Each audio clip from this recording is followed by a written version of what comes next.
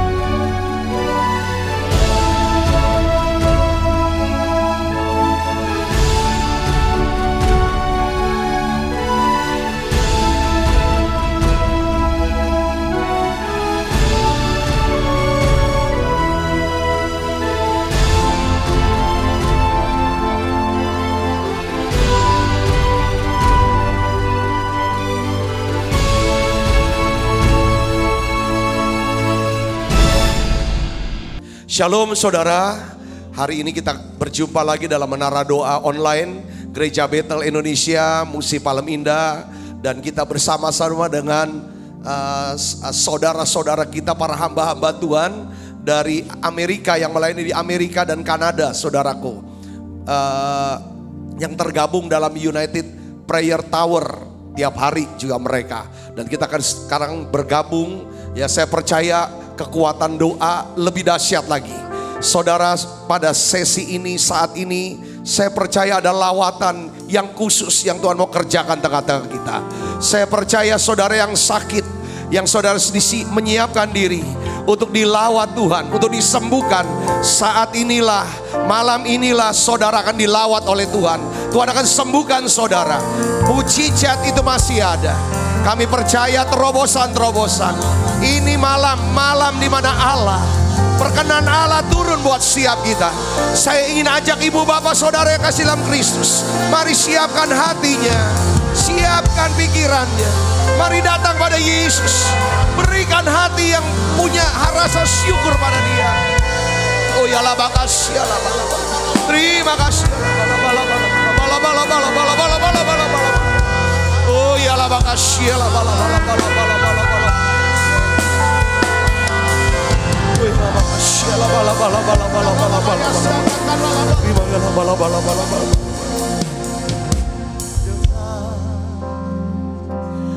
hati bersyukur pada Allah yang kudus, syukur karena diberikan anaknya Yesus. Dengan hati bersyukur pada Allah yang kudus, syukur karena diberikan anaknya Yesus. Kini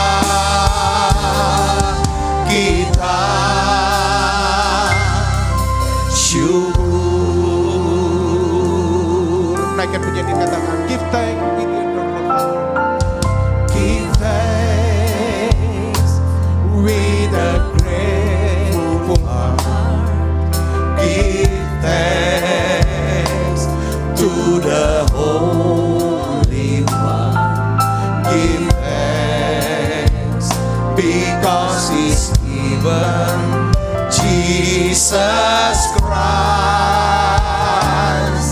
His Son. Sekali lagi katakan give thanks.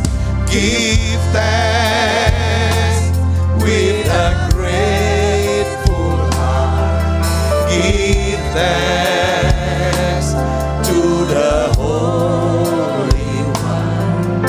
Give thanks because He's given Jesus Christ. Bisa. Mari buka suaranya saudara menyanyikan lagu ini. Ya Yesus. Let the weak say I am strong.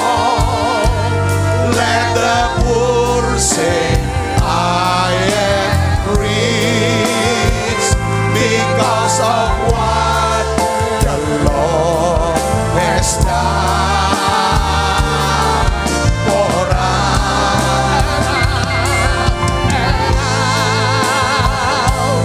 Let the weak say I am strong. Let the poor say I am rich because of what the Lord has done for us.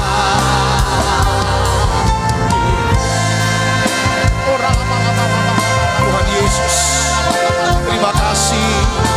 Mari saudara buka suaranya. Mari kita bersyukur. Naikkan syukur. Ucapkan terima kasih kepada Tuhan Yesus. Saudara ingat segala kebaikan. Katakan Tuhan terima kasih untuk Yesus Kristus. Terima kasih untuk keselamatan jiwa hidup kekal. Terima kasih untuk semua berkat yang kami boleh nikmati. Terima kasih Tuhan untuk kesehatan, kekuatan, napas hidup. Buka suaranya saudara, buka. Naikkan syukur pada Dia dengan hati bersyukur.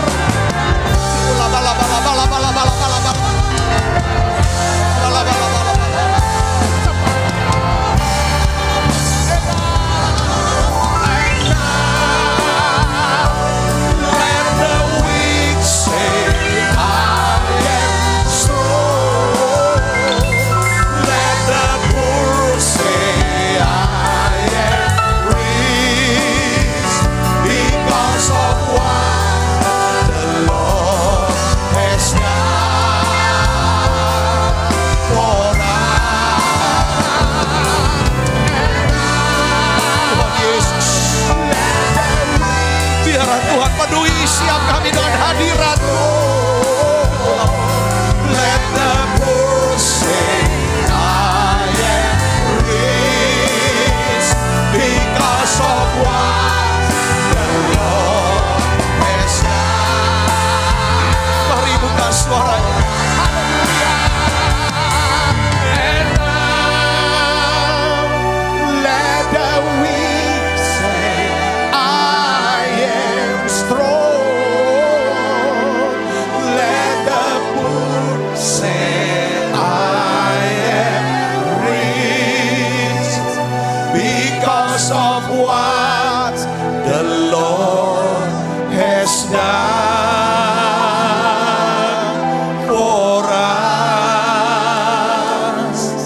Give thanks.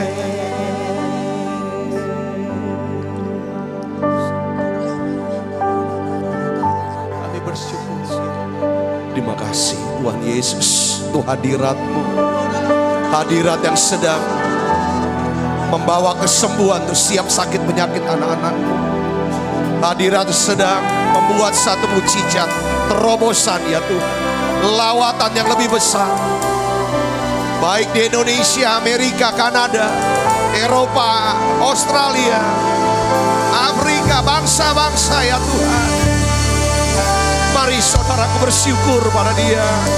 Mari kita datang memasuki pintu gerbangnya dengan hati yang bersyukur. Masuk hadirat Tuhan. Yes. Oh ya la bakasya la bala bala bala bala bala. Oh ya la bakasya la bala bala bala. La bala bala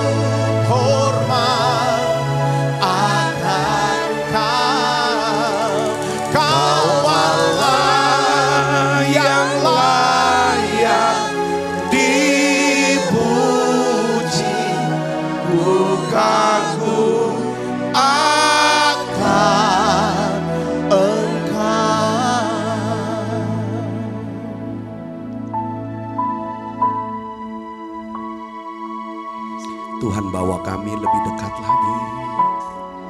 Khususnya setiap hamba-hambamu ya Tuhan.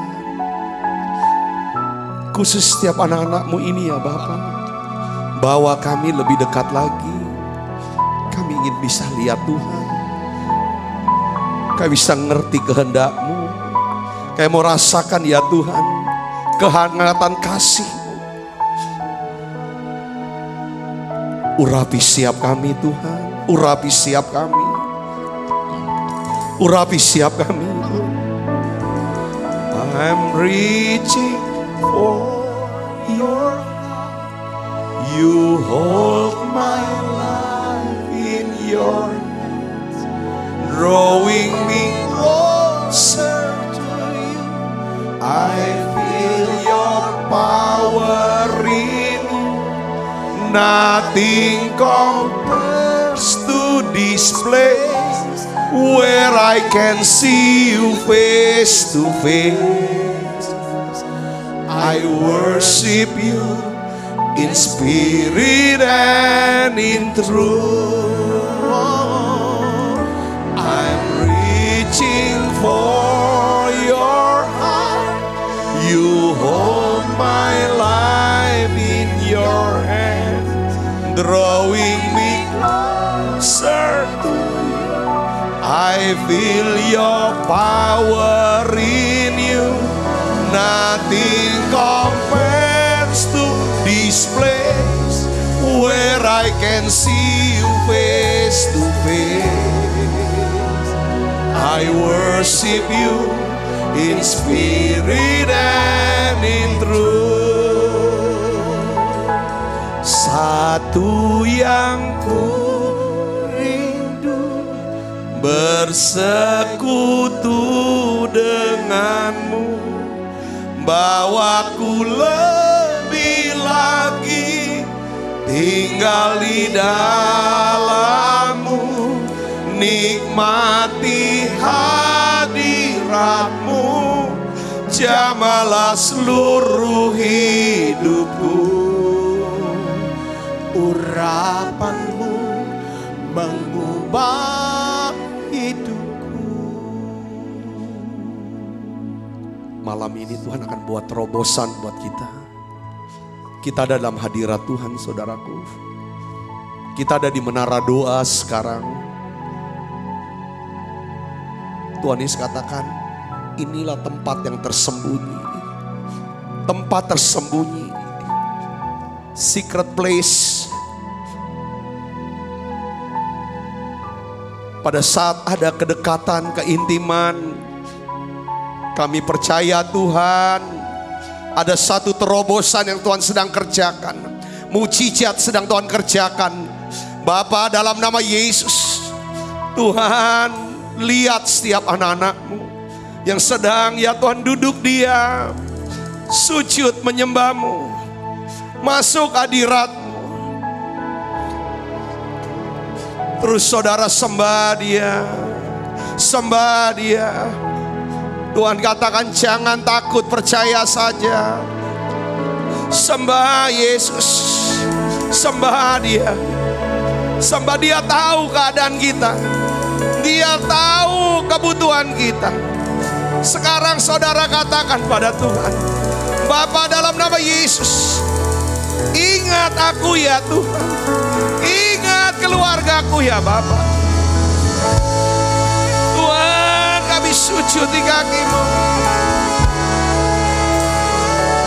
Terus saudara sembah dia. Sembah dia.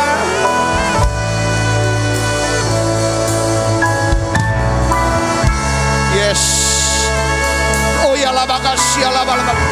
Oh waktu kami sujud menyembah-Mu, kami datang ke kaki-Mu ya Tuhan. Kami tahu ada terobosan. Yesus, ku sembah Kau, sujud di hadapan-Mu. Keinginan dalam hidupku hanya untuk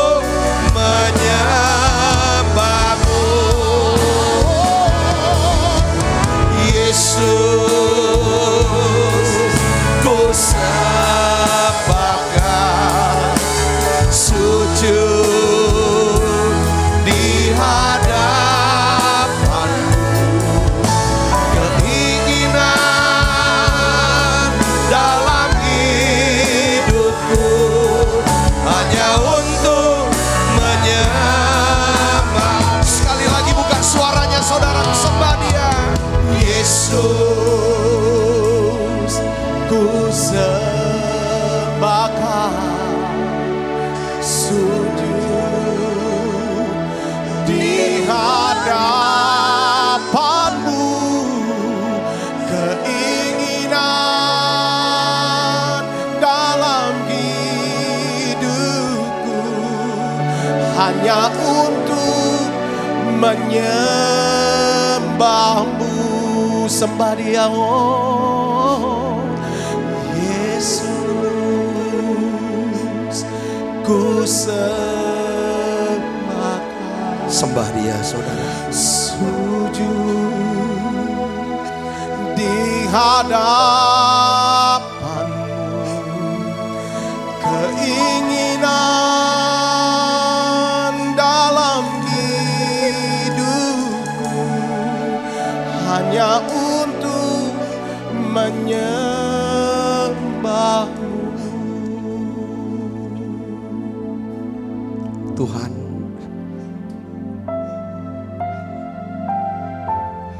aku sepakat dengan anak-anak-Mu, Tuhan.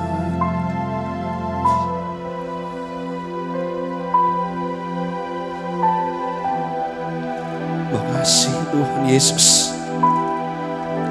Makasih untuk lawatan yang luar biasa dari tempat ini, saudaraku. Saya merasakan hadirat Allah begitu kuat.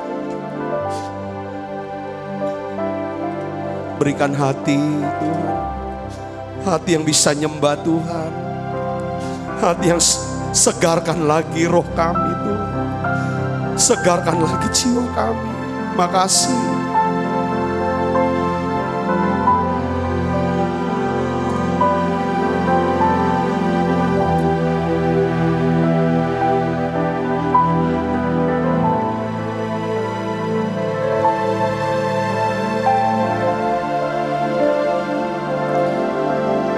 Ya saudara, terus sembah.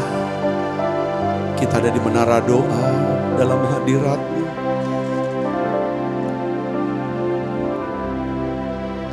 Beriku hati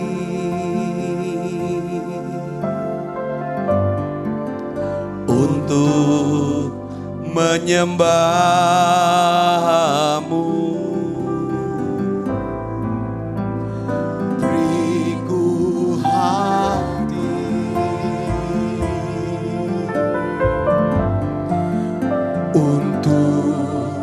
Mengasihi-Mu,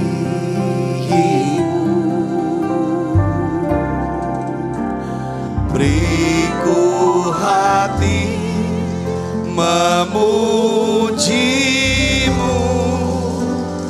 dan mengasihi Engkau seperti wanita yang datang mengurapi-Mu.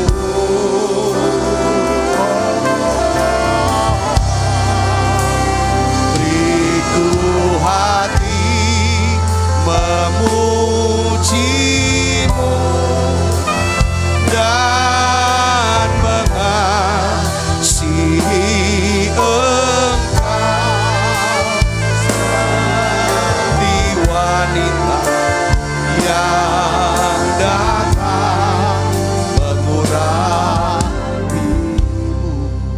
Shalom saudara, saya ingin berdoa, sepakat berdoa untuk saudara. Kita minta, saya dapetin mukjizat pelipat gandaan. Pelipat gandaan, sehingga saudara bisa melunasi semua kewajiban saudara. Yang berikutnya adalah, Tuhan bilang, aku akan bebaskan dari perbudakan. Ini di 2 Korintus pasal 4. Ketika seorang janda seorang nabi, ya saudara, dia suaminya meninggalkan hutang, dia tidak bisa bayar. Lalu anaknya akan dijadikan budak. Saudaraku, jadi di sini masalahnya adalah hutang dan perbudakan. Saudara, seringkali kita diikat sehingga membuat kita terintimidasi. Jadi begitu takut, kayak diperbudak, ada ikatan yang buat kita stres, susah saudaraku. Nah hari ini Tuhan katakan, Tuhan udah bilang, masuk ke dalam rumah, tutup pintu. Ya, lalu dekatkan bejana itu, tuang dari apa yang ada. Sering Tuhan bilang, kalau kamu mau berdoa, masuk ke kamar, tutup pintu. Berdoa di tempat yang tersembunyi. Saudaraku, ketika Elisa berdoa untuk anak perempuan Sunem yang sudah mati, Alkitab katakan Elisa tutup pintu. Lalu dia berdoa. Apa arti ini? Tutup pintu bicara tentang apa saudara? Secret place. Tempat yang tersembunyi. Saya rasakan benar-benar kuat hari ini hadirat Allah. Seperti yang Tuhan lakukan kepada janda seorang nabi. Mujizat pelipat gandaan. Kedua, mujizat kuasa kebangkitan mau dibangkitkan lagi. Bagian-bagian hidup kita mungkin tanda kutip sudah mati. Semangat, pengharapan sudah mati. Iman sudah mati. Mungkin bisnis-bisnis atau hubungan-hubungan pernikahan sudah tidak ada rasa, sudah mati. Tapi hari ini Tuhan katakan, berdoa, kita ada di balik pintu yang tertutup. Kita ada di secret place. Mazmur 91 bicara secret place, tempat perlindungan, tempat pertolongan. Mari saudaraku tutup mata kita. Bapakku berdoa dalam nama Yesus. Saat ini ya Tuhan, saat ini ya Bapa, kami ada ya Tuhan di tempat yang tersembunyi itu, di hadirat-Mu ya Tuhan, di mana ya Tuhan binatang buas tidak mengetahui jalan ke tempat ini. Dan hari ini kami berseru kepadamu ya Bapa, dalam nama Yesus. Tuhan, lihat anak-anak-Mu yang membutuhkan mujizat pelipat gandaan, supaya mereka dapat ya Tuhan melunasi semua hutang-hutang dan kewajiban mereka. Dalam nama Yesus, dari apa yang ada, dari minyak yang sedikit itu, dari apa yang mereka bisa lakukan, Bapa, kami serahkan itu kepadamu. Dalam nama Yesus, pakai ya Tuhan untuk satu terobosan. Dalam nama Yesus. Yes, terima saudara mujizat terobosan. Aku berdoa ya Bapa dalam nama Yesus, kuasa kebangkitan Kristus akan membangkitkan bagian-bagian hidupmu yang sudah mati. Sekarang terima dalam nama Yesus. Dalam nama Yesus, bangkit dan jadi terang. Oh ya la makasih la bala bala bala bala bala bala bala bala. Oh ya la bala bala bala bala bala. Oh ya la makasih la bala bala. Oh ya la bala bala bala. Oh ya la bala bala bala bala bala bala. Beriman yang besar ya Tuhan, iman yang radikal, pikiran ya Tuhan yang percaya ya Tuhan, pengharapan yang besar di pikiran kami. Dalam nama Yesus. Aku berdoa untuk anak-anak yang bergumul dengan COVID-19 ini Tuhan. Aku percaya ya Tuhan, kesembuhan Tuhan berikan buat mereka. Saudara terima kesembuhan dalam nama Yesus. Sekali lagi saya mau katakan setiap hari, penyakit ini tidak akan membawa kematian, tapi untuk menyatakan kemuliaan Allah. Tuhan luputkan, Tuhan akan bentengi saudara, Tuhan akan sertai, Tuhan akan sertai keluargamu, disertai Tuhan. Walaupun kau tidak bisa melihat dia di ruang ICU, tetapi ada Allah, ada Roh Kudus, ada Tuhan Yesus, ada malaikatnya yang berjaga-jaga. Di dalam nama Yesus, sembuh dalam nama Yesus. Tuhan, aku berdoa untuk anak-anakmu yang sedang bergumul dengan kanker ya Tuhan, sembuhkan mereka ya Tuhan. Kami percaya, kami bersyukur untuk setiap anak-anakmu yang Tuhan sudah sembuhkan COVID-19, kanker ya Tuhan, kesaksian-saksian yang luar biasa. Aku berdoa ya Bapa, terima kasih Tuhan, terima kasih. Terima kasih Tuhan, berikan hati yang mau makin dekat dengan Tuhan. Pakai kami Tuhan untuk melihat banyak orang bisa diselamatkan, banyak orang bisa percaya pada Yesus. Terima kasih Tuhan, terima kasih. Kami berdoa untuk seluruh keluarga kami, biarlah mereka semuanya diselamatkan. Ingat kami Tuhan, ingat keluarga kami ya Bapa, Ingat kalau Engkau datang sebagai Raja. Ingat mereka ya Bapa. Selamatkan mereka ya Tuhan. Terima kasih Tuhan, terima kasih. Terus Tuhan berikan hati buat kami untuk bisa menyembah-Mu. Beriku hati. Mari kita nyanyi lagu ini sekali lagi saudaraku. Untuk menyembah-Mu. Beriku hati untuk mengasihi-Mu. Beriku hati memuji-Mu dan mengasihi Engkau seperti wanita yang datang mengurapi-Mu. Aku percaya Tuhan, semua yang sakit Tuhan sudah sembuhkan, yang lemah Tuhan sudah kuatkan. Dan kami percaya mujizat pelipat gandaan itu, terobosan itu sedang terjadi dalam hidup kami. Engkau akan sudah memberikan golden connection buat kami. Orang-orang yang akan ya Tuhan menghubungkan kami dengan janji Tuhan. Terima kasih banyak Bapa. Urapi hamba-Mu untuk dapat menyampaikan pesan firman-Mu dalam bahasa yang sederhana dan mudah dimengerti ya Tuhan. Berikan roh hikmat, wahyu, pengertian, akal budi daripada sorgawi. Beri kami kekuatan, kemampuan untuk dapat melakukan kebenaran firman-Mu ini. Di dalam nama Yesus, semua kita yang siap menerima firman, hati gembira, sama-sama katakan amin. Silakan duduk kembali Ibu Bapak. Shalom saudara, puji Tuhan kami rasakan hadirat Tuhan begitu kuat. Saudaraku dengan penyembahan tadi. Nah hari ini saya ingin bagikan judul khotbahnya sederhana. Diamlah dan tenanglah. Diamlah dan tenanglah. Yuk coba katakan sama dengan saya. 1, 2, 3. Diamlah dan tenanglah. Dasar firmannya adalah Mazmur 46 ayat 10 saudaraku. Saya ingin ajak kita bahas. Saya ingin membahas, mengajak saudara untuk melihat daripada kebenaran firman ini saudaraku. Ini penting hari-hari ini saudaraku. Karena kenapa saya harus bahas ini? Karena ini kunci saudara untuk Tuhan bisa pegang kendali atas hidup kita. Ya, lihat sini. Kita baca 1, 2, 3. Diamlah dan ketahuilah bahwa akulah Allah. Aku ditinggikan di antara bangsa-bangsa, ditinggikan di bumi. Tuhan bilang diamlah atau tenanglah. Ketahuilah, ketahuilah, ketahuilah, kenalilah. Akulah Allah. Ya kan? Aku ini ditinggikan di antara bangsa, ditinggikan, lebih besar, ditinggikan. Ya kan? Daripada semua. Ya kan? Dia ditinggikan di bumi. Jadi hari ini saya mau sharingkan saudara tentang diam dan tenang, tentang tenang.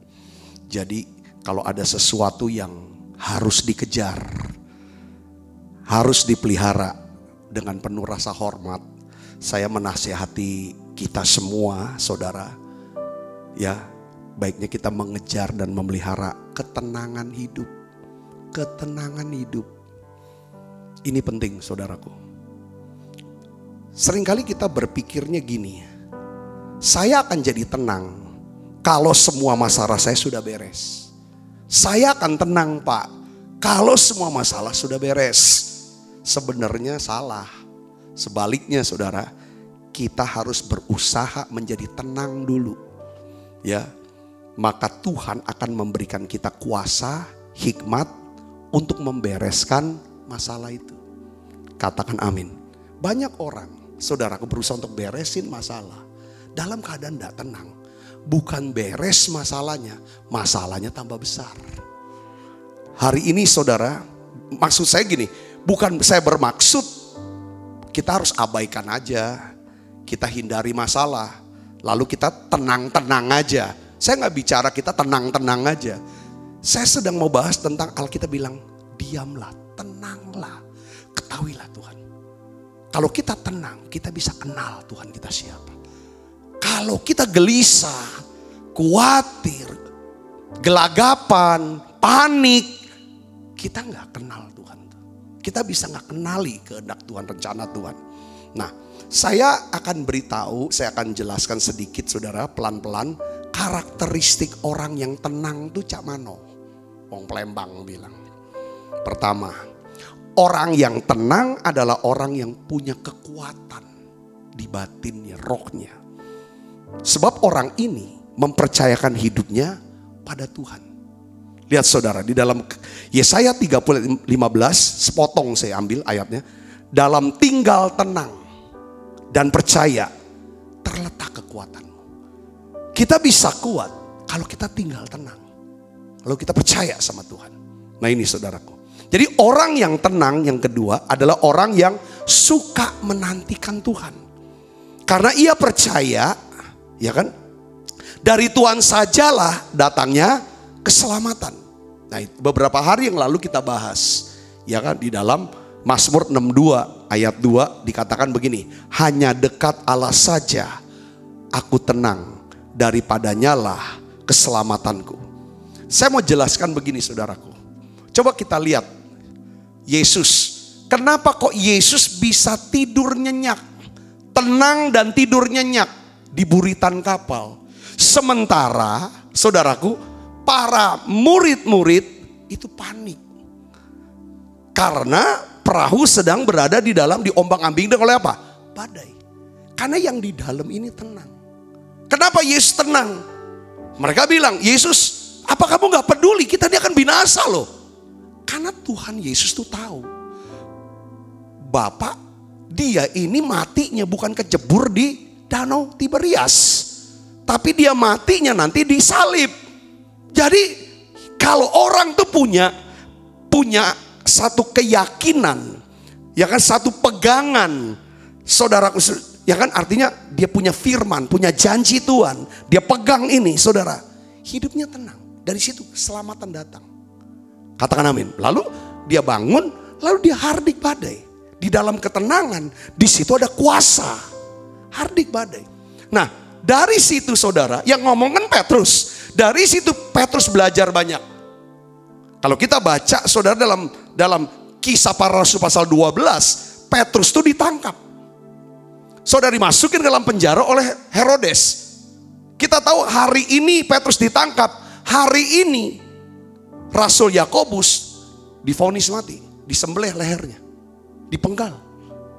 Saudara lihat sini, hari ini ditangkap. Saudara, besok Petrus ini akan divonis lagi. Seperti Yakobus. Saudara tahu malamnya Petrus stres apa dah? Depresi dia. Nggak bisa tidur dia. Nggak, tidur dia nyenyak. Sekarang pertanyaan, kenapa kok Petrus sudah tahu besok mau di... Kalau kita udah lihat, nah teman kita disembelih hari ini, besok kita agak gitu, pasti udah bisa tidur kita nih. Tapi Petrus bisa tidur nyenyak. Walaupun dia dibelenggu, dikawal oleh 2 pengawal. Alkitab katakan begitu. Saudara tahu kenapa apa yang menyebabkan dia bisa tidur? Karena Petrus menantikan Tuhan. Dia tak pegang janji Tuhan. Perkataan Yesus berkata, Petrus, waktu kamu muda, kamu pergi kemana kamu mau pergi. Tapi nanti waktu kamu sudah tua, akan ada orang pegang tangan kamu, ikat tangan kamu, dan bawa kamu ke tempat di mana kamu gak mau.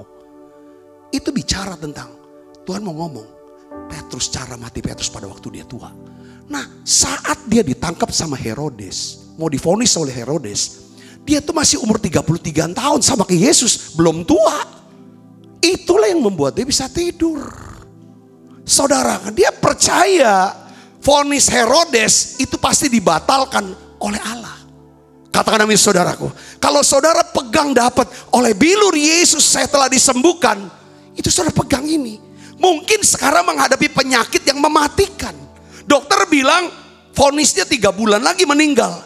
Kalau kita orang yang tenang, karena kita pegang janji, selama 3 bulan bisa tidur nyenyak. Katakan amin saudara. Katakan amin. Ya, saya mengalami hal itu. Dokter bilang keluar dari rumah sakit, tunggu kapan meninggal dunia. Pas saya dapat firman Matius 28, pergi jadikan semua bangsa murid. Dalam keadaan saya sudah begitu lemah, masih bujang waktu itu saudaraku. Dengan cara yang saya tahu bahwa saya tidak mati muda.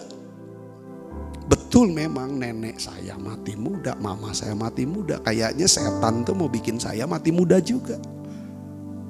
Saya pegang ini. Sampai hari ini, puji Tuhan oleh anugerah Tuhan. Sudah lewatin setengah abad, lewat 56 tahun. Katakan amin saudaraku. Amin. Ya ini tenang nih penting. Saudaraku. Nah sekarang pertanyaannya. Ya kan pertanyaannya, apa sih manfaatnya? Apa sih pentingnya jadi orang tenang? Hidup tuh cari yang tenang. Gimana nih hati ini bisa tenang? Tapi gak boleh tenang-tenang. Tenang di sini. Yang pertama, saudara sini. Kalau kita membangun ketenangan di hati, maka kita akan memiliki tubuh yang segar dan sehat. Katakan amin. Ya, tubuh yang segar dan tubuh yang sehat kalau hati. Ya kalau sini hati. Makanya selalu saya dorong teman-teman dokter, perawat, kalau ngobrol, ikhlas melayani. Kita pakai APD, pakai apa deh. Mau APD apa deh pokoknya. Apa aja deh gitu maksudnya. Kalau yang di dalam nih gak tenang. Ya, ini kan muncul hormon-hormon kortisol yang membuat imun sistem kita ngedrop. Ya kan, dokter kena corona bukan karena nggak pakai APD, karena yang di dalam ini penting. Makanya Alkitab bilang di dalam Amsal 14 ayat 30, hati yang tenang menyegarkan tubuh, tetapi iri hati membusukkan tulang. Kalau kita ingin memiliki tubuh yang segar dan sehat, maka kita harus memiliki hati yang tenang. Saudaraku yang Yesus, hati yang tenang dapat meningkatkan hormon-hormon yang bisa meningkatkan daya tahan tubuh kita. Saudaraku, seperti endorfin. Tetapi kalau kita dipenuhi dengan perasaan negatif seperti iri hati tadi disebut, kebencian, kemarahan, kekhawatiran, kegelisahan, ini kan meningkatkan produksi hormon apa? Kortisol. Yang dimana dalam jangka panjang, saudaraku, peningkatan hormon kortisol dapat menyebabkan penurunan sistem kekebalan tubuh yang menimbulkan penyakit-penyakit berat. Banyak orang, kenapa saya kok kena kanker? Kenapa kok saya kan gak ngerokok? Kanker paru-paru, saya gak ngerokok, hidup sehat. Bukan sekedar apa yang kita makan. Makanan sehat harus, istirahat harus, tapi yang di dalam ini. Katakan amin. Kenapa kok saya kena penyakit diabetes? Kok kenapa ini kan? Saya enggak makan yang manis-manis, tapi yang di dalamnya enggak manis mungkin kan? Saudara, nah ini penting. Jadi yang pertama, kenapa kita harus hati tenang? Ya untuk badan kita sehat dan segar. Katakan amin. Amin saudaraku, itu yang saya jaga. Selain saya jaga protokol kesehatan, semua teman-teman pada peduli sama kita, sama saya gitu. Pak gini. Iya, saya jaga protokol kesehatan. Tapi yang paling penting kita di sini hati tenang. Katakan amin. Yang kedua, saudara, kalau hati kita tenang, kita bisa berdoa. Sederhana banget. Ini khotbah hari ini, tapi saudara harus praktekin. Ini yang saya jalanin dalam hidup saya. Saudara kan, coba, kalau kita kan bisa berdoa dengan penuh kuasa Allah. Kalau hati kita tenang. 1 Petrus 4 ayat 7 katakan gini, kesudahan segala sesuatu sudah dekat. Karena itu kuasailah dirimu dan jadilah tenang. Kuasailah dirimu dan jadilah tenang. Supaya kamu dapat berdoa. Bukan cuma sekedar berdoa. Kan doa kan harus senantiasa. Saudaraku, nah ini perlu ketenangan. Jadi ketenangan adalah syarat utama untuk berdoa. Ya. Makanya kan kenapa sebelum kita mau naikkan doa-doa kita Ibu Bapak, kita harus nyanyi dulu. Hatiku tenang berada dekatmu, Kaulah jawaban hidupku. Hatiku tenang berada dekatmu. Kau yang pelihara hidupku. Pertolonganmu begitu ajaib. Kau telah memikat hatiku. Di saat aku tak sanggup lagi, di situ tanganmu bekerja. Pertolonganmu begitu ajaib. Kau telah memikat hatiku. Kini mataku tertuju padamu. Ku rasakan kasih-Mu Tuhan. Jadi syarat doa itu punya hati yang tenang. Untuk bisa hati kita tenang, Yesus tuh ajarin Matius 6 ayat 6. Saudaraku, kalau engkau berdoa, jika engkau berdoa, masuklah ke dalam kamarmu, tutuplah pintumu, berdoalah kepada Bapamu yang ada di tempat tersembunyi, secret place. Maka Bapakmu yang melihat yang tersembunyi akan membalasnya kepadamu. Jadi doa yang penuh kuasa adalah doa yang dinaikkan, saudara, di tempat tersembunyi. Saudara, ini yang namanya secret place. Ini hadirat Allah. Dan ini memerlukan apa? Konsentrasi, fokus, tenang di hati. Enggak ada gangguan lain. Nah saudara Kristus, jadi Tuhan perintahkan masuk kamar, tutup pintu, supaya kita bisa diam, bisa tenang, lalu kita bisa kenali Tuhan. Saudaraku Kristus, nah Tuhan bilang, kalau kamu bisa doa seperti ini, maka Dia akan beri, Dia berikan upah. Maksudnya Dia jawab doa kita.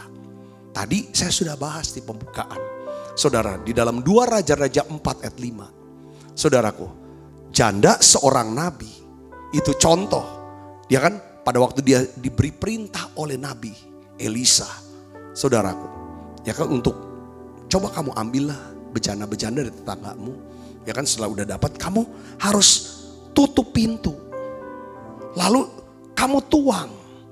Ini bicara tentang apa? Si janda ini, saudaraku, harus melakukan firman Tuhan di tempat yang tersembunyi. Melakukan firman bukan untuk diposting kemana-mana supaya orang lihat. Enggak. Karena mukjizat yang Tuhan mau kerjakan itu berada di tempat yang tersembunyi. Makanya kalau mau apa-apa, ngomong apa, kerja apa, semuanya hatinya tertuju kepada apa? Ke Tuhan. Di situ baru mukjizat terjadi. Nah, kita lihat di sini, saudara, ketika janda Nabi menutup pintu rumahnya, dia tuangkan bejana-bejana kosong. Apa yang terjadi? Si janda ini mengalami apa? Mukjizat pelipat gandaan. Minyaknya makin banyak, sesuai dengan bejana kosong. Bejana kosong bicara tentang apa? Pengharapan kita, impian kita. Semakin besar pengharapan kita. Kita sudah bahas, saudara, tentang pemulihan. Kalau kita nggak pernah punya kebutuhan, lalu kita naikkan doa menjadi pengharapan, lalu dipikirkan, kita nggak akan pernah mau usahakan kalau nggak ada kebutuhan di sini. Jadi prosesnya ke sana, saudaraku Kristus. Nah ini dia, ya, mukjizat pelipat gandaan dan terobosan keuangan itu terjadi buat janda ini. Dia bisa lunasi semua utangnya, dan bukan cuman itu, anak-anaknya dibebaskan dari perbudakan. Tadi waktu doain, inilah dasar firman yang Tuhan ngomong ke saya. Saya percaya ini akan terjadi buat hidup saudara. Yang percaya katakan amin. Yang kedua, dasarnya apa? Kenapa kok hati tenang bisa membuat doa kita penuh kuasa? Tadi si ibu ini dia berdoa sambil melakukan sesuatu.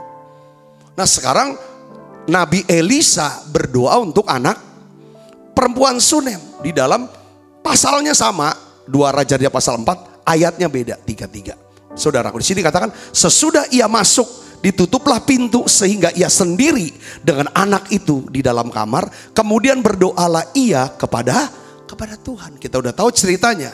Anak itu hidup kembali. Jadi saudaraku Yesus Kristus, ya kan? Belajar tenang. Kalau hati tenang, kita bisa doa. Katakan amin saudara. Hal-hal yang ajaib akan terjadi dalam hidup kita. Yang ketiga saudara, kenapa? Apa sih manfaatnya tenang? Kita itu bisa kenali Tuhan. Kita bisa lihat Tuhan. Maksudnya apa? Saudaraku Yesus Kristus. Di dalam Matius pasal 14 ayat 26 sampai 29. Itu di situ dijelaskan murid-murid di dalam perahu. Badai sedang hajar perahu ini. Nah, peristiwa pertama Yesus ada di dalam perahu. Tapi di kisah ini Yesus itu tidak bersama mereka. Tapi mereka sedang menjalankan perintah Tuhan. Saudaraku, lalu apa yang terjadi ketika perahu mereka mau oleng, saudara, mau tenggelam? Itu Yesus berjalan di atas badai. Apa yang terjadi saudara? Ketika murid-muridnya melihat dia berjalan di atas air, mereka terkejut dan berseru. Apa saudara? Itu hantu. Lalu berteriak-teriak karena ketakutan. Hantu itu. Karena mereka gak pernah kepikiran, saudara, manusia bisa berjalan di atas badai, di atas air. Lalu saudara, tetapi segera Yesus berkata, apa saudara? Apa perkataan Yesus? Tenanglah. Ini sama dengan ayat yang kita baca tadi. Mazmur, diamlah, tenanglah. Kalau kamu tenang, kamu bisa mengetahui aku Tuhan. Kamu bisa kenali aku Tuhan. Tuhan bilang, tenanglah. Aku ini, jangan takut. Lalu saudara respon daripada Petrus, ini keren banget nih, hamba Tuhan ini rasul ini murid Yesus nih. Dia berkata gini, dia berdoa. Ini doa yang besar. Ini doanya nih, saya menangkapnya setara dengan doa si penjahat yang kemarin kita bahas. Saudaraku, ingat aku, Yesus ingat aku kalau engkau datang sebagai raja. Ini doa besar sekali. Makanya di dalam Yeremia 3:33 kita juga diminta. Berseru padaku, aku akan beritahu hal-hal yang besar. Tuhan beritahu kita hal-hal besar kalau kita minta hal-hal yang besar. Nanya hal yang besar.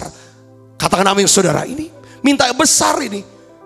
Saudara, apa permintaannya saudara Yesus? Dia minta apa? Kita baca sama-sama. 1, 2, 3. Lalu Petrus berseru dan menjawab dia, Tuhan, apabila engkau itu, suruhlah aku datang kepadamu berjalan di atas air. Kepengen juga dia.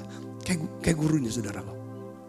Memang tuh ini, kita boleh lihat nih sifat Petrus ini boleh kita contoh saudara. Dia lihat Yesus bisa tidur. Dia juga kepengen kalau dalam badai tidur bener dia. Di penjara, betul gak saudara? Waktu dia tidur, Tuhan kirim malaikat. Saudara, waktu Adam tidur, Tuhan kirim Hawa. Ketika Abraham tidur, Tuhan kasih janji. Saudara ini, waktu orang yang dicintai tidur, dikasih berkat sama Tuhan. Katakan amin saudara. Ini Petrus. Orang tuh bisa tidur kalau hatinya tenang. Saya sering ngomong. Kadang tuh waktu saya khotbah, jemaat ada yang tidur saudara. Ada yang tidur kadang-kadang. Berapa tidur? Kalau ibadah yang pagi gitu, tidur. Wah, saya tuh gak marah. Malah ada perasaan, puji Tuhan saya sudah jadi berkat. Dia bisa tidur, pasti di rumah gak bisa tidur. Kenapa dia bisa tidur di gereja? Pasti khotbah saya memberikan ketenangan di hati dia, maka dia bisa tidur saudara. Ya tapi bukan berarti ibadah harus tidur. Ya gak boleh ya tidur. Ibadah kok tidur. Tidurnya di rumah. Tapi dia merasa ketenangan. Ada tenang. Saudaraku, ya kadang-kadang kita yang gak bisa. Kita harus tahu. Saya juga waktu jadi jemaat pernah tidur di gereja saudara. Karena di gereja itu tempat yang paling tenang saudara rasanya.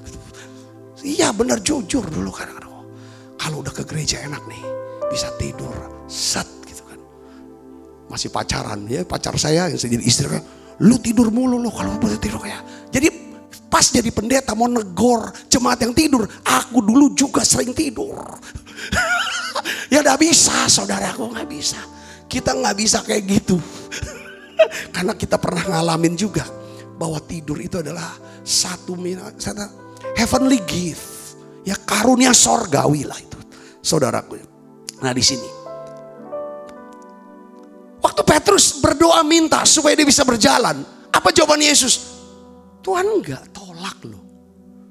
Kadang kita bilang, kalau aku minta yang gede-gede, sampainya sombong bener aku. Enggak.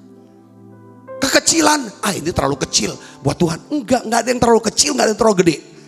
Tuhan tuh seneng minta, katakan amin saudara. Asal kita minta aja, katakan amin, dia pasti jawab. Kita celak dia, kita hujat dia. Orang penjahat tuh celak, hujat, dia diam. Tapi waktu doa dia jawab. Katakan amin. Maka dia jawabkan saudara. Apa? Datang, sini Petrus, datang. Kata Yesus sama, datang. Maka Petrus turun dari perahu dan berjalan di atas air mendapatkan Yesus. Saya senang sampai ayat ini aja. Jadi artinya ada manusia selain Yesus, yaitu Petrus yang bisa berjalan di atas air. Kenapa? Pertama, ketika Tuhan bilang tenang, Petrus mau tenang. Karena Petrus bisa tenang, maka Petrus bisa berjalan di atas badai. Poinnya apa di sini? Saudaraku, saya berdoa. Kalau saudara memiliki ketenangan, saudara bisa kenali Tuhan. Saudara bisa melihat Tuhan. Dan saudara akan memiliki kuasa untuk melakukan mujizat. Saudara bisa jalani hidup ini dengan ketenangan ilahi. Saudara bisa melewati badai kehidupan dengan kuasa Allah, hikmat Allah, dan anugerah Allah. Katakan amin. Saya tutup saudara, pertanyaannya begini. Gimana caranya Pak Sabta supaya aku bisa tenang? Saudara mau gak hidupnya tenang? Saudara mau gak hidupnya tenang? Sekalipun dalam badai. Kita mau dong hidup dalam. Ada kalanya Tuhan hardik badai kita. Tapi ada kalanya Tuhan suruh jalan di atas badai. Tapi untuk bisa jalan di atas badai, yang di dalam harus tenang. Yang Tuhan tenangkan yang di dalam, badainya tetap. Makanya saya mau ngomong lagi nih. Ada pertanyaan, kapan badai ini berlalu Pak? Kapan pandemi ini berlalu? Kapan resesi ini berhenti? Kapan badai ini berhenti? Apa Tuhan tidak bisa tenangkan badai ini? Bisa. Tapi sekarang waktunya Tuhan minta tenang yang di dalam. Supaya kita bisa jalan di atas badai. Katakan amin saudara. Tuhan minta kita tenang yang di dalam kita ini. Supaya kita bisa berjalan di atas badai. Karena dia tahu cerita akhirnya. Udah percaya sama dia. Bagian kita adalah tenang. Gimana caranya untuk bisa dapat ketenangan di hati? Pertama, sederhana. Yakobus 1 ayat 8 katakan apa? Sebab orang yang mendua hati tidak akan tenang dalam hidupnya. Jangan cabang. Percayai Tuhan dengan segenap hati. Itu. Jangan campur yang lain. Tuhan tegak lurus ke sorga. Yang kedua, gimana caranya bisa tenang? Yesaya 32 ayat 17 katakan, di mana ada kebenaran, di situ akan tumbuh damai sejahtera. Akibat kebenaran ialah apa? Ketenangan dan ketenteraman untuk selama-lamanya. Jadi saudaraku, untuk tenang, untuk kita bisa hidup tenang, saudara, kita harus hidup dalam apa? Kebenaran firman Tuhan. Kenapa? Karena ketenangan dan ketenteraman itu akibat dari apa? Kebenaran. Kalau saudara mendapatkan kebenaran janji firman Tuhan, maka saudara akan dapatkan apa? Damai sejahtera, ketenangan, ketenteraman. Yesus berkata, kebenaran yang kamu ketahui, kebenaran itu yang akan memerdekakan kamu.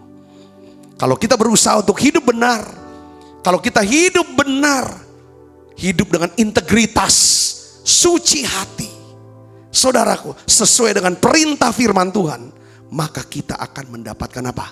Ketenangan. Kita gak usah takut. Orang mau ngomong apa? Orang mau audit hidup kita. Mau audit segala pekerjaan kita, pelayanan kita. Mau audit rumah tangga kita. Kalau kita hidup dalam kebenaran, suci hati, murni di hadapan Tuhan, kita nggak khawatir, tenang. Orang mau audit penggunaan uang kita, saudaraku nggak khawatir. Karena semata-mata ini penting untuk tenang, bener dulu. Benernya tuh gini, bukan kebenaran sini. Ikutin firman. Katakan amin. Karena Alkitab bilang, yang namanya ketenangan itu akibat dari kebenaran. Ya saudara, kalau kita dapat kebenaran. Petrus, dia punya kebenaran, dia dapat kebenaran, dia hidup dalam kebenaran. Bahwa dia tidak akan mati muda, matinya tua. Vonis, kita tetap tenang aja ngadepin vonis. Ya kan, dipanggil untuk diadili. Ya kan, mau nih tenang aja. Nah itu saudaraku. Ya, yang ketiga, saudara mau hidup tenang, saudara harus bisa beranggapan. Ya, hidup tenang itu suatu kehormatan. Kalau kita nggak nganggap hidup tenang suatu kehormatan, kita ini cari bala, orang Palembang bilang. Suka cari resiko yang nggak bisa kita tak cover. Udah tahu, saya ngomong maaf ya, kita nggak bisa bayar ini utang nih. Kita mau beli ini, udah tahu duitnya nggak ada. Kita utang, kita udah tahu kebutuhan untuk nyicil tuh nggak bisa. Nah ini kita harus beranggapan bahwa hidup tenang satu kehormatan dari Tuhan. Jangan melampaui makanya kalau ada apa-apa tanya Tuhan dulu. Segala macam. Siapapun saudara, pelayan Tuhan, pengusaha, apapun tanya. Apalagi mau menikah. Aduh, sekarang nih orang Kristen. Sekarang dikit-dikit maunya cerai. Saya bilang audit dulu. Audit dulu pasangan kamu sebelum nikah. Audit apanya Pak? Ada 4 aspek harus diaudit. Pertama rohaninya. Dia cinta Tuhan gak? Takut Tuhan gak? Kalau dia cinta Tuhan, dia takut Tuhan, dia pasti cinta kamu. Ya kan? Yang kedua, gimana lahir baru gak? Ya kan rohaninya. Kedua jasmaninya. Sehat gak dia? Gimana keadaan dia? Ya kan saudaraku? Jangan nanti nyesel. Ya dak? Karena kalau misalnya kita mau menikah itu jatuh cinta. Kalau udah menikah, pasti orang jatuh maunya bangun. Kalau udah bangun, kalau orang jatuh cinta tuh buta sama tuli. Nggak bisa lihat, nggak bisa denger.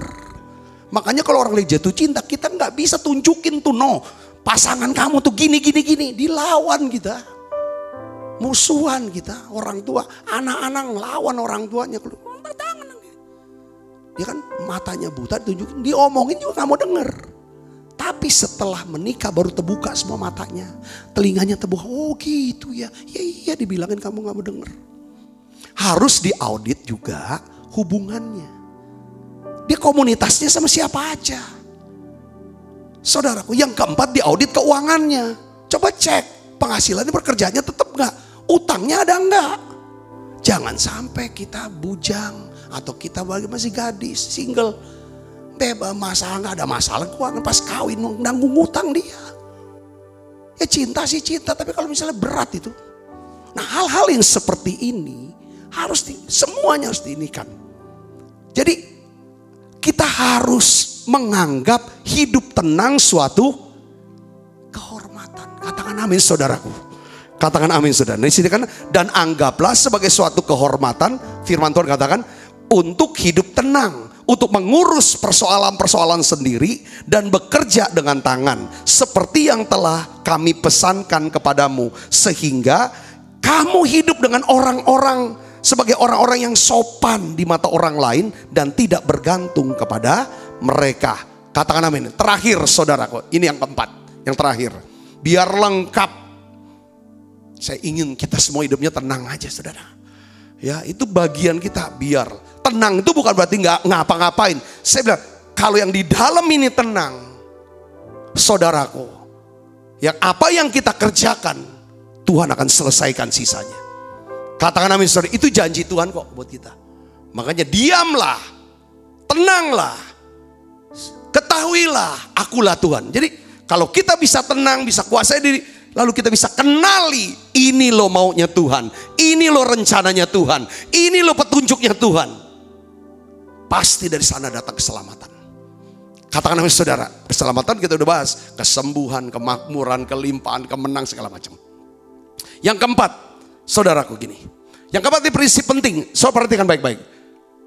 Kalau saudara mau hidup tenang, saudara harus mengerti, kita harus mengerti beban apa yang harus kita tanggalkan. Tanggalkan jangan dipikul-pikul. Dipikul ya kan? Beban apa yang harus kita pikul. Kita harus bisa mengenali, membedakan mana yang harus dipikirin terus, mana yang harus diomongin terus, mana yang gak perlulah udah serahkan ke Tuhan aja. Nah, ini harus tahu.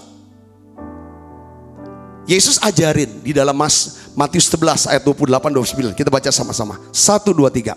Marilah kepadaku semua yang letih lesu dan berbeban berat. Aku akan memberikan kelegaan kepadamu. Datang ke Tuhan.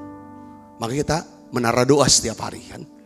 Kita doa, muji, nyembah, masuk hadiratnya kita datang. Tuhan akan berikan kelegaan. Tetapi ada satu penting saudara, ini yang membuat kita tetap lega. Terus lega. Kuncinya ayat 29. Kadang gini, kita udah datang betul, udah lega. Tapi ayat 29 enggak kita jalanin. Apa? Pikulah kuk yang kupasang. Saudara, kita harus pikul kuk yang Tuhan pasang. Belajarlah daripadaku, kata Tuhan. Ini 2. Pikul kuk, belajar ya guys. Karena aku lemah lembut dan rendah hati. Jiwamu akan mendapat apa? Ketenangan. Jadi kita harus memilih, ya kan saudara, bagaimana caranya? Beban apa yang harus kita tanggalkan saudaraku? Beban apa? Rasa bersalah. Akui di hadapan Tuhan kalau salah. Dan percaya Tuhan sudah ampuni. Rasa terhukum. Kalau kita sudah bertobat, kita tinggalkan. Tuhan gak hukum kita lagi kok. Rasa khawatir. Rasa marah. Jangan marah. Gak tenang kalau marah. Cek saudara tiap hari. Sama si A, si B. Aku marah gak? Ini jangan saudara ada api kemarahan. Ini kortisol naik semua. Khawatir. Semua perasaan negatif tanggalkan semua. Katakan sama saudara sampai tuntas kalau bisa. Nyembah, minta ampun Tuhan, aku marah sama dia. Aku khawatir Tuhan, aku takut. Aku rasa bersalah Tuhan, ampuni. Ngomong sama buka suara, terbuka, ucapkan, bersuara. Sampai saudara dapatkan jamahannya. Ya, Tuhan, aku mau mengasihi dia. Aku gak mau marah dia. Wah, itu tanggalkan beban. Lalu apa? Pikul, beban harus kita pikul. Apa tuh? Tanggung jawab. Tanggung jawab saudara apa? Siapa saudara? Makanya harus kenali identitasnya. Baru tahu tanggung jawabnya. Kalau kita nggak tahu siapa diri kita, nggak tahu diri. Kita nggak tahu apa yang kita mau kerjain. Nah ini yang penting. Tuhan akan berikan pikul. Saudaraku yang kasih Yesus. Panggilan Tuhan, peran hidup kita ini apa? Peran. Di masa-masa sekarang Tuhan tahu. Saya punya panggilan, peran. Tiap hari Tuhan suruh masuk menara doa. Berdoa, doakan jemaat Tuhan. Ya kan, ngajar firman Tuhan. Itu panggilan saya, peran saya sekarang. Itu Tuhan tahu. Ke depan saya tidak tahu apa lagi. Pokoknya lakukan. Ini kuk yang Tuhan bilang. Pikul. Yang terakhir, belajar rendah hati dan lemah lembut. Kalau kita rendah hati, lemah lembut, hidup kita tenang. Maka Yesaya 26 ayat 12 akan datang buat saudara. Ini untuk orang yang tenang. Apa saudara? Kita baca yang keras. 1, 2, 3. Ya Tuhan, Engkau akan menyediakan damai sejahtera bagi kami. Sebab segala sesuatu yang kami kerjakan, Engkaulah yang melakukannya bagi kami. Amin. Tuhan berkati saudara. Saya sudah selesai. Yuk kita akan makan perjamuan kudus. Saudaraku, setiap kali kita menara doa, kita makan perjamuan. Biarlah lewat perjamuan kudus ini, kuasa Tuhan bekerja. Hikmat Tuhan diberikan buat kita, anugerah Tuhan. Mari, hatiku tenang. Tenanglah ini. Tenanglah kini hatiku, Tuhan memimpin langkahku. di setiap saat dan kerja, tetap ku rasakannya. Tuhanlah yang membimbingku, tanganku dipegang teguh, hatiku berserah penuh, tanganku dipegang teguh. Bapak-bapak, para hamba Tuhan yang dan teman-teman di UPT, United Prayer Tower yang ada di North America, Kanada dan Amerika. Saudara kalau mau ikut perjamuan kudus bersama dengan kita silakan, dan semua para jemaat yang ada di Menara Doa, mari kita akan makan perjamuan kudus. Setiap kali kita makan perjamuan kudus, kita selalu ingat kita punya Yesus yang mengasihi kita. Dia mati di salib, darahnya dicurahkan untuk menebus dosa kita. Perjamuan kudus saat ini saudara, Tuhan bilang, aku akan buat satu mujizat pelipat gandaan. Ada satu terobosan keuangan. Engkau akan diberikan kesanggupan untuk melunasi segala kewajibanmu. Engkau akan lepas dari setiap ikatan, perbudakan yang selama ini membuat engkau stres, terintimidasi. Dan Tuhan akan berikan kuasa kebangkitan. Kuasa, dia akan menghidupkan kembali bagian-bagian hidup kita. Mari kita angkat perjamuan ini. Sebab apa yang telah kuteruskan kepadamu telah aku terima dari Tuhan, yaitu buat Tuhan Yesus pada malam waktu ia diserahkan mengambil roti, angkat roti. Saudaraku, bukankah roti yang ada tangan kita, ada persoalan kita dengan tubuh Kristus? Mari kita makan dalam nama Yesus.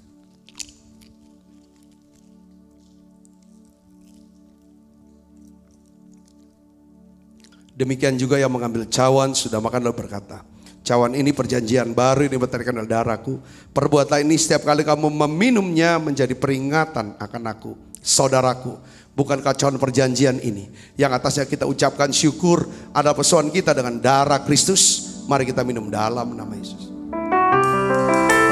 Terima kasih Tuhan. Terima kasih Roh Kudus untuk ketenangan yang kau berikan buat kami. Mari naikkan berdiri bersama-sama katakan terima kasih. Terima kasih Yesusku buat anugerah yang kau beri. Sebab hari ini Tuhan adakan syukur bagimu. Buka kedua tangan kita. Terima kasih Yesusku buat anugerah yang kau beri. Sebab hari ini Tuhan adakan syukur bagimu.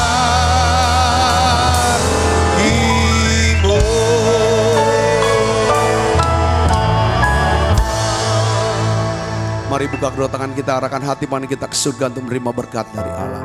Kekasih Kristus, terimalah berkat yang berlimpah-limpah daripada Allah Bapa di dalam anaknya yang tunggal Tuhan kita Yesus Kristus. Persetujuan yang manis dari Roh Kudus menyertai saudara semua, mulai daripada saat ini sampai Yesus datang menjemput kita dalam permainan sampai selama-lamanya. Semua kita yang percaya dan berkati sama-sama katakan amin, amin. Tuhan Yesus memberkati saudara semuanya. Haleluya.